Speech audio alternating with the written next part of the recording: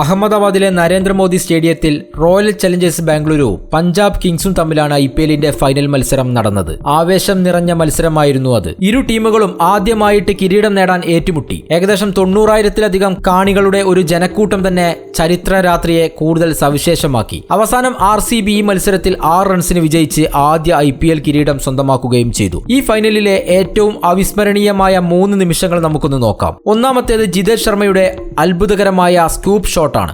RCB 131-4 എന്ന സ്കോറിൽ നിൽക്കുമ്പോൾ gallery എല്ലാം നിശബ്ദമായിരുന്നു. അപ്പോഴാണ് ജിതേഷ് ശർമ്മ സ്ട്രൈക്ക് ചെയ്യുന്നത്. KL ജാമിസന്റെ 17-ാം ഓവറിലെ ആദ്യ പന്തിൽ അദ്ദേഹം ഒരു മികച്ച സ്കൂപ്പ് ഷോട്ട് കളിച്ചു. അത് അല്പം ചെറുതായിരുന്നു, പക്ഷേ അവസാന നിമിഷം നേരെ നിന്നുകൊണ്ട് കുനിഞ്ഞുകൊണ്ടാണ് അദ്ദേഹം പന്ത് സിക്സറിലേക്ക് എത്തിച്ചത്. ആ ഷോട്ട് വളരെ സവിശേഷമായിരുന്നു. കമന്റേറ്റർ AB de Villiers വരെ പറഞ്ഞു ജിതേഷ് ഇതിനായി എല്ലാം ചെയ്തുവെന്ന്. അദ്ദേഹത്തിന്റെ ചിന്ത അദ്ദേഹത്തെ അത്ഭുതപ്പെടുത്തിയെന്നും അദ്ദേഹം പറഞ്ഞു. ഈ നിമിഷമായിരുന്നു RCBയുടെ ഇന്നിംഗ്സിന് വേഗം കൂടിയത്. രണ്ടാമത്തേത് കൃണാൽ പാണ്ഡ്യയുടെ കളി മാറ്റിമറിച്ച ബൗളിംഗ് ആണ്. പഞ്ചാബ് കിങ്സ് ബാറ്റ് ചെയ്യുമ്പോൾ കൃണാൽ പാണ്ഡ്യ തന്റെ സ്പെല്ലിലൂടെ മത്സരം മാറ്റിമറിക്കുകയായിരുന്നു ശരിക്കും. 13-ാം ഓവറിൽ ലിവിങ്സ്റ്റന്റെ കൈകളിലേക്ക് എത്തിച്ച് ജോഷ് ഇംഗ്ലീഷിനെ പുറത്താക്കി അദ്ദേഹം വലിയ നേട്ടമാണ് RCBക്ക് നേടിക്കൊടുത്തത്. കൃണാലിന്റെ ഇക്കോണമി ബൗളിംഗ് പഞ്ചാബിനെ 101-4 എന്ന സ്കോറിലേക്ക് എത്തിച്ചു. ഇത് സമ്മർദ്ദം വർദ്ധിക്കുകയും ചെയ്തു.